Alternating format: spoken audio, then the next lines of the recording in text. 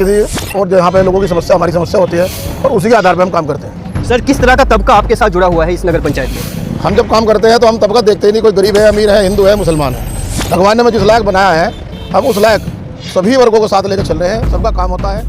और करीब पिछले 5 सालों में 500 लोगों की आंखों का ऑपरेशन कराने का हमने काम किया, जिसमें गरीब अमीर हिंदू मुसलमान सबकी आंखें। अभी पिछले 2 महीने में हमने 100 लोगों को यहाँ तक गाजियाबाद ऑपरेशन के लिए भेजा, जिनकी आंख बन गई। वो उनकी दुआओं से, उनके आशीर्वाद से हम कहीं ना कहीं चुनाव में कामयाब होंगे।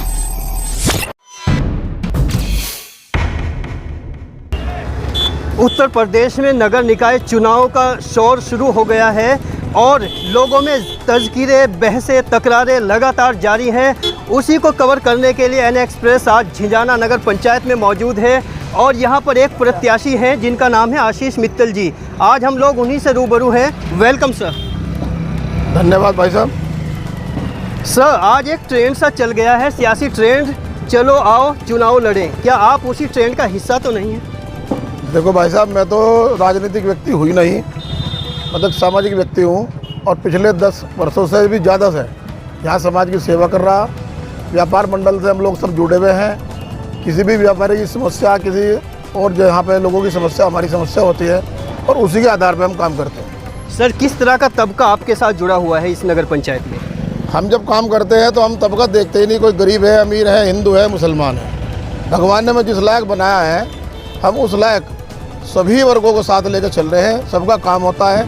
और हिंदू मुस्लिम गरीब अमीर हमारे सब लोग जुड़े हुए हैं। सर, आप बोल रहे हैं सभी वर्गों को साथ लेके चल रहे हैं। पॉलिटिकली और सोशली एक ज़बरदस्त बिखराव है समाज के अंदर।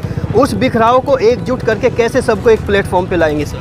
देखिए, ये लोकल चुनाव है और स्थानीय चुनाव में व्यक्ति की फेस वैल्यू बहुत काम करती है। यहाँ पे हमने कभी हिंदू मुस्लिम ना हमारे साथ कभी कोई करता है, ना हम कभी किसी के साथ बात करते हिंदू मुसलमान की। यहाँ का हमारा कस्बा जब 2013-14 में पूरे देश में आग लगी, हमारा कस्बा तब भी शांत रहा और उसी कड़ी में उसके बाद भी आज तक हमारे कस्बे में सौहार्दपूर्ण वातावरण है। यहाँ कभी कोई हिंदू मुसलमान की बात नहीं होती। लेकिन ये चुनाव है सर, चुनाव में दूसरे दावेदारों ने भी दावेदारी ठोकी है, तो कहीं ना कहीं कोई बात होगी, तो उसका एक तोड़ क्या है आपके पास? हमारे पास केवल हमारा काम है और काम बोलता है, सब जानते हैं। भारतीय जनता पार्टी से जुड़ा हुआ हूँ। सर, आपने कहा है कि काम बोलता है, किस तरह का काम बोलता है? नगर पंचायत का एक एक आदमी आपको सुन रहा है। हमने झिंझाना नगर में अपने व्यापारियों की कोई समस्या ऐसी नहीं है जो हमने सोल्व ना कराई हो।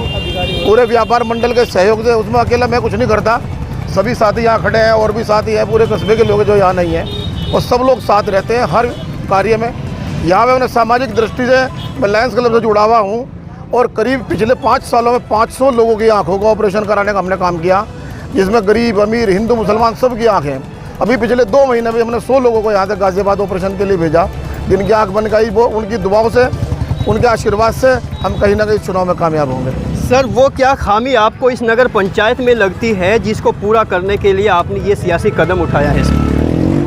देखिए, नगर पंचायत चुनाव का मामला ऐसा है, यहाँ पे जो भी चेयरमैन बनता है वो सड़क, बिजली, पानी 3 चीज़ों को देखता है। अब तक जो मैंने देखा, सड़क, बिजली, पानी एक ऐसा मुद्दा है कि यहाँ कोई चेयरमैन भी ना हो तो सरकार बनवा देगी, SDM शासक होगा वो बनवा देगा।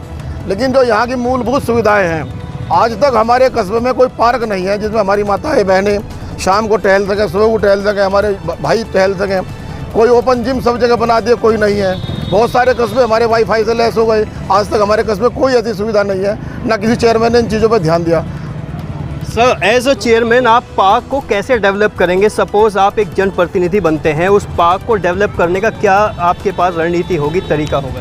देखिए, हमारे यहाँ पर बहुत सारी जगह ऐसी है नगर पंचायत की जो वीरान पड़ी है। एक यदि हम पॉजिटिव सकारात्मक सोच लेकर हम चलेंगे साथ में, तो कहीं ना कहीं सब काम होंगे। पार्क भी बनेंगे, डिग्री कॉलेज भी बनेंगे। हमारे यहाँ लड़कियों का डिग्री कॉलेज नहीं है। सर, 1 मिनट, अभी आपने कहा है कि यहाँ पर बहुत सारी ग्राम समाज की जगह पड़ी है, जो यहाँ के वर्तमान चेयरमैन हैं, क्या आपने कभी उनको सजेशन दिया है इस बारे में? ऐसा है जी, सजेशन उसे दिया जाए जो मानता हो। ये तो अपना सड़क में, बिजली में, लाइटों में उलझे रहे हैं, और इनकी सोच ही नहीं है किसी की भी। यानी आपके सजेशन को रिजेक्ट कर दिया गया है, अल्टीमेट ये है सर? यहाँ तो यदि किसी की लाइट भी खराब हो जाता है, उसमें देखा जाए कौन से मोहल्ले की इस वार्ड में तुम्हें वोट मिले या नहीं मिले, यहाँ लाइट मुझे लगानी है नहीं लगानी। लेकिन अगर आपको कोई वोट देता है, कोई नहीं देता है, उसके बाद आप कोई भेदभाव नहीं करेंगे सर? हम तो आज भी बिना भेदभाव के कार्य कर रहे हैं, हम कोई भेदभाव नहीं रखते। और कल भी यदि हम चुनाव जीतते हैं तो हमें सभी लोगों ने वोट दिया, हमारी ऐसी सोच रहेगी। और उसी सोच के आधार पर सब वर्गों में, सब मोहल्लों में, सब गलियों में काम होगा। सर, भारतीय राजनीति की एक विशेषता रही है कि वादे और कमिटमेंट्स यहाँ लगातार होते हैं, बड़ी बड़ी बातें होती रहती हैं, लेकिन ग्राउंड पे कितना सच होता है वो एक अलग बात है। आप यहाँ की जनता के लिए जो कमिटमेंट्स पूरा करना चाहते हैं, लास्ट तक करेंगे, उनको बताइए सर, लेकिन याद रहे कि सब आपको सुन रहे हैं। देखिए, मैंने अभी बताया आपको, मैं वास्तव में ही राजनीतिक व्यक्ति नहीं हूँ, मैं एक सामाजिक व्यक्ति हूँ, और सामाजिक व्यक्ति होने के नाते सब लोगों में मेरा रात दिन आना जाना, उनके दुख में सुख में हर तरीके से, घर में परिवारों सबके यहाँ आना जाना है। उसी सोच के आधार पर हम काम करेंगे। जो काम, जितने वादे मैं निभा पाऊँगा, जितने वादे पूरे कर सकूँगा, चुनाव में उतने ही वादे करूँगा। उससे जी, कुछ और समर्थक, कुछ और लोग और कुछ और युवा यहाँ पर जुड़े हुए, इनसे भी बात करते हैं। वेलकम सर, बताइए आप जो अभी मित्तल साहब कह रहे हैं उनके बारे में आपका क्या नज़रिया है सर? आशीष मित्तल जी यहाँ पे व्यापारियों के लिए ऐसे व्यक्ति हैं, सब व्यापारियों के लिए बहुत कार्य किए हैं। अधिकारी से बहुत उत्पीड़ित थे, अधिकारी से वर्ग से बहुत परेशान थे, अधिकारी की समस्या बहुत समाधान कराई, उनका सोल्यूशन किया है, उनका सोल्यूशन क्या है, उनका सोल्यूशन क्या है जी? आप भी बताइए क्या कहना चाहेंगे मित्तल जी के बारे में? हम यही कहना चाहेंगे कि हम बचपन से न देख रहे हैं, कोई भी हमने शिकायत वाली बात आज तक के नहीं सामने आई हमारे। आपके नहीं आई?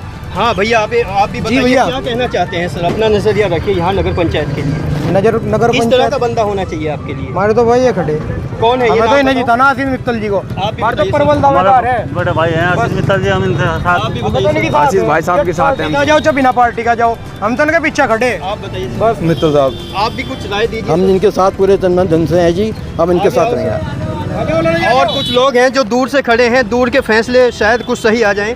आप भी बताइए क्या कहना चाहेंगे आप यहाँ के बारे में? हम तो चाहते हैं जी कोई चेयरमैन ऐसा हो कि सबका साथ दे। हमारे चेयरमैन साहब ये बहुत अच्छे रहेंगे, आशीष मित्तल जी। आप भी बताइए सर। बस क्या बताना, आशीष मित्तल साहब के साथ, मित्तल साहब साथ हैं, आप भी साथ हैं? ऐसे साथ। एक बार फिर दावेदार के पास लौटते हैं। सर, ये जो यहाँ का जन सैलाब है, ये बता रहा है आपको सपोर्ट कर रहा है, तो ये बताइए चलते चलते यहाँ की जनता को क्या कहना चाहते हैं आप? मैं यहाँ की जनता से एक निवेदन करूँगा, आज से पहले बहुत सारे चेयरमैन यहाँ लोगों ने बनाए, हमने भी बनाए, हमने वोट दिए हैं, लेकिन इस बार का चुनाव हमारे कस्बे के विकास का चुनाव होगा। इसमें जाति धर्म ऐसी कोई चीज़ सामने नहीं आएंगी, और मैं जिस वर्ग में जहाँ जा रहा हूँ वहाँ भरपूर समर्थन मतलब जितना मैंने सोचा भी नहीं था उससे ज़्यादा समर्थन मुझे मिल रहा है। और कहीं ना कहीं ईश्वर की कृपा हमारे सबके ऊपर है, व्यापारियों के ऊपर है, हमारे ऊपर है, और ईश्वर की कृपा से और यहाँ के लोगों के सहयोग से, आशीर्वाद से हम जरूर कामयाब होंगे। और जो सपने एक कस्बे के होते हैं, सौंदर्यकरण का हो, गाड़ी वाले के अंदर के डिवाइडर का हो, सड़कों का हो, बढ़िया पार्कों का हो, ओपन जिम हो, लड़कियों के लिए डिग्री कॉलेज हो, ये सपने सबके पूरे होंगे, ऐसी मेरी आशा है। ये थे आशीष मित्तल जी नगर पंचायत झिंझाना से, जो अपनी राय रख रहे थे अपनी दावेदारी में। उन्होंने क्या क्या सोचा है, क्या उनका ख्याल है, क्या उनका तसव्वुर है और क्या उनका विजुअलाइजेशन है, ये एन एक्सप्रेस के ज़रिए वो बता रहे थे। लेकिन बाकी की चीज़ें वक्त के दामन पे छोड़ते हैं और इन नतीजों को उस तारीख पर छोड़ते हैं जिस दिन वोटर्स अपना वोट डाल के उस नतीजों का इंतज़ार करेगा। तब तक के लिए बने रहिए एन एक्सप्रेस में। मैं मोहम्मद अकरम अपने टेक्निकल सपोर्टर आस मोहम्मद के साथ विदा लेता हूँ। नमस्कार, आदाब, धन्यवाद।